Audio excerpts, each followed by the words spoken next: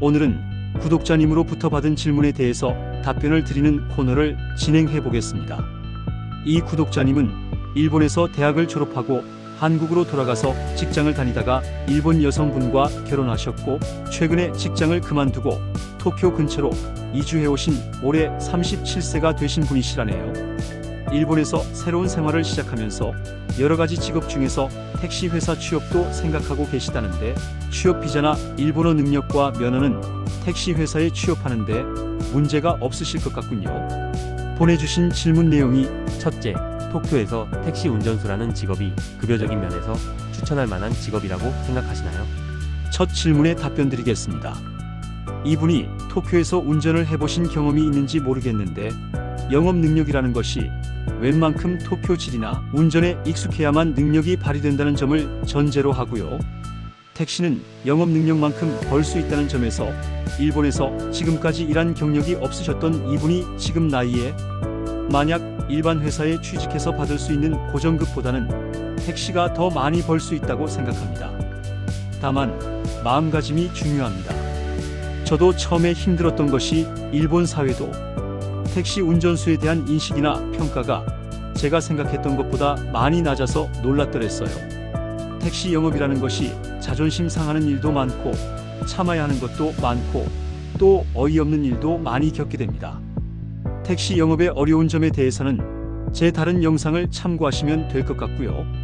그런 일을 당했을 때 그것을 이겨낼 수 있는 자세, 즉 일 아니면 할 것이 없다 라는 마음이라도 먹고 모든 시련을 이겨낼 수 있다는 강인한 정신 자세를 갖고 있다면 높은 급여는 충분히 가능하다는 말씀을 먼저 드리고요. 급여적인 측면에서 질문을 주셨기에 데이터를 비교해서 말씀드리면 23세에 취업해서 질문 주신 구독자님과 같은 나이인 37세쯤 된 도쿄의 일반 기업의 샐러리맨의 평균 연봉이 600만엔 정도 됩니다. 15년 정도 한 회사에서 경력을 가진 경우지요. 그런데 경력이 없다면 초임으로 연봉은 260만엔 정도입니다. 그에 비해서 택시는 경력 관계없이 도쿄의 평균이 580만엔 정도 됩니다. 지방까지 포함한 전국 평균은 410만엔 정도입니다만 도쿄가 많이 높지요.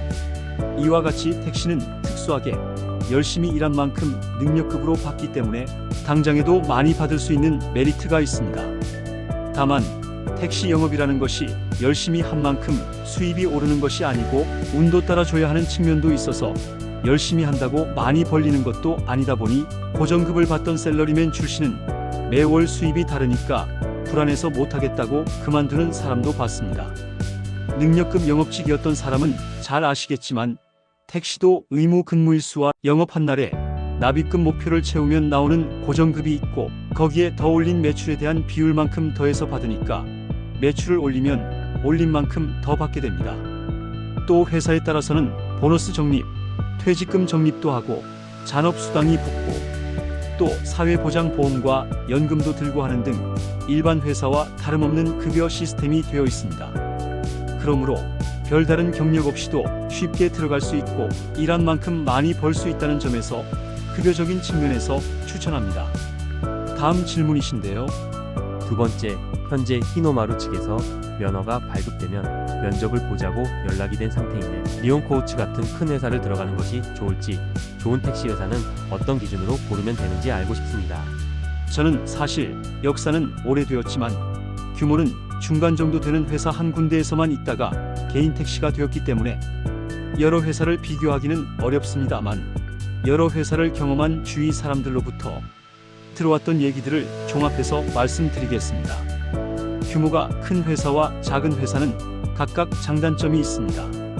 먼저 조직의 특징부터 말씀드리면 택시 영업이라는 것이 각자 개인적으로 일을 하기 때문에 조직이 아주 개인주의적입니다. 일단 회사를 출발해서 영업을 나가면 각자가 경쟁자이기에 잘 가르쳐주는 사람도 없고 본인이 혼자 알아서 해야 하는 것들이 많습니다. 그래서 큰 회사는 몇 년을 같이 지내도 이름도 잘 모르는 경우도 많다고 합니다. 직원이 많다 보니까 시스템이나 규칙도 엄하고 지킬 것도 많습니다. 또 항상 많이 들어오고 또 많이 그만두기도 해서 금방 사람 사귀기도 쉽지 않습니다. 그 대신 큰 회사는 망하거나 할 염려가 거의 없고 영업할 장소나 선택의 폭이 넓으니 매출 올리기도 쉽고 또 성실히 일하다 보면 관리직으로 올라갈 찬스가 생기기도 합니다. 가장 단점으로 생각할 수 있는 것이 운전수 수가 많고 회사가 아쉬운 것이 없기 때문에 언제든 규율 위반이나 문제를 일으키거나 중대 사고를 내거나 또는 성실하지 않다고 판단되면 바로 회사를 잘릴 정도로 엄하다는 것입니다. 아주 작은 회사는 체계가 엉망이고 언제 망할지도 모르니까 논외로 하고, 제가 있었던 중간 규모의 회사는 가족적인 분위기의 회사도 많아서 신입에게 일을 가르쳐 준다든지 친하게 지내는 동료도 빨리 사귀게 됩니다. 그리고 신입이 많이 들어오지 않으니 어느 정도 규율도 느슨한 편이지요.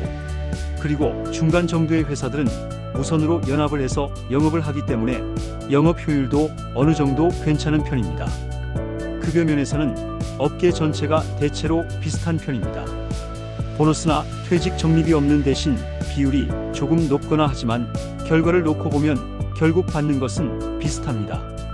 먼저 받느냐 적립했다 받느냐의 차이 정도입니다.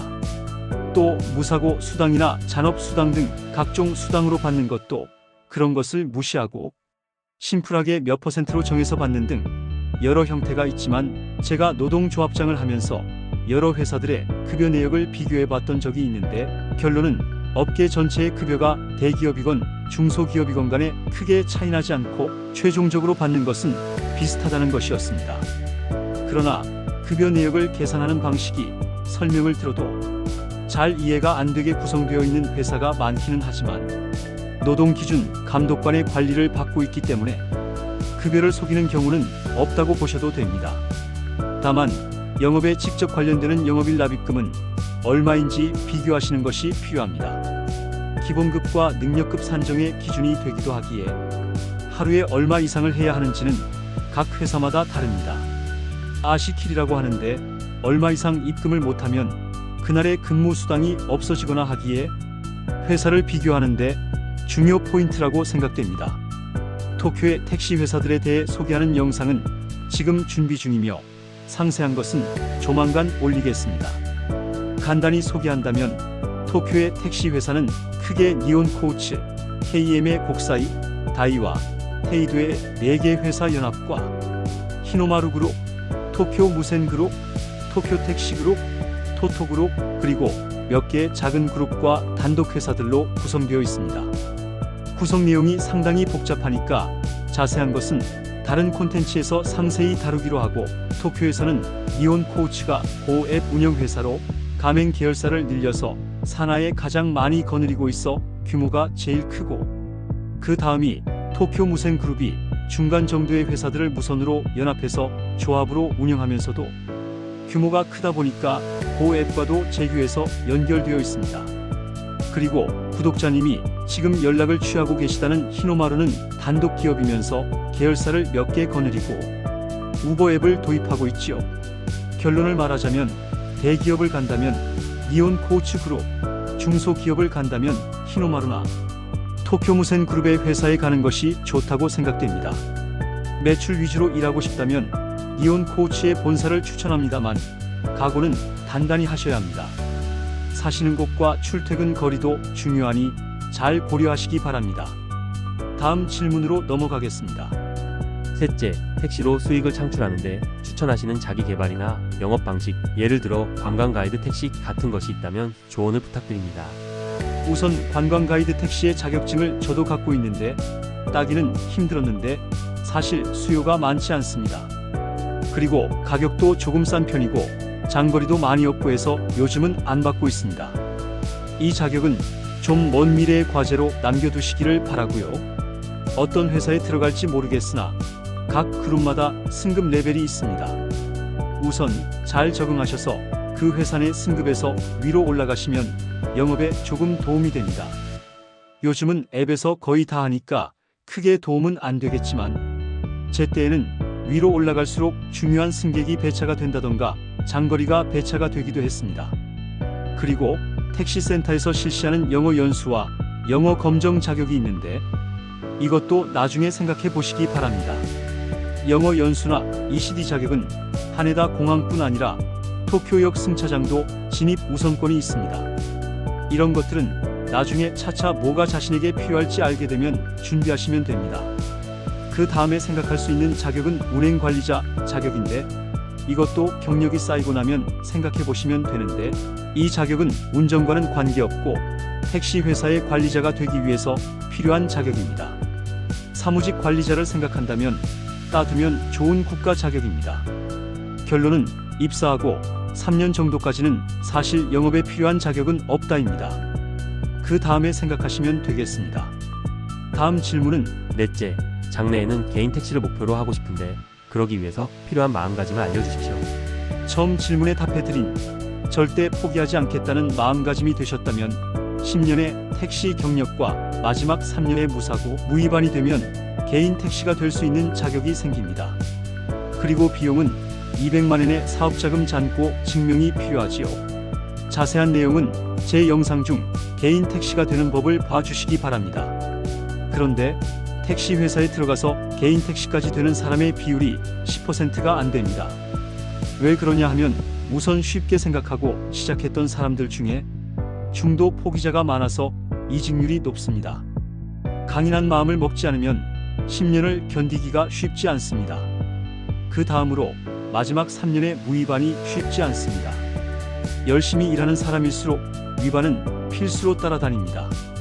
택시의 어려운 점이 제 다른 영상에서도 말씀드렸듯이 그냥 운전만 하면 되는 것이 아니고 승객을 태우고 접객을 하고 요구에 맞추어 목적지까지 가고 내려드려야 하는 일까지와 더불어 앱이나 무선으로 호출을 받으면 빠른 시간에 도착해야 하고 거리에서도 승객을 다른 택시와 경쟁해서 먼저 찾아야 하는 업무 속에서 위반은 항상 일어날 수 있습니다.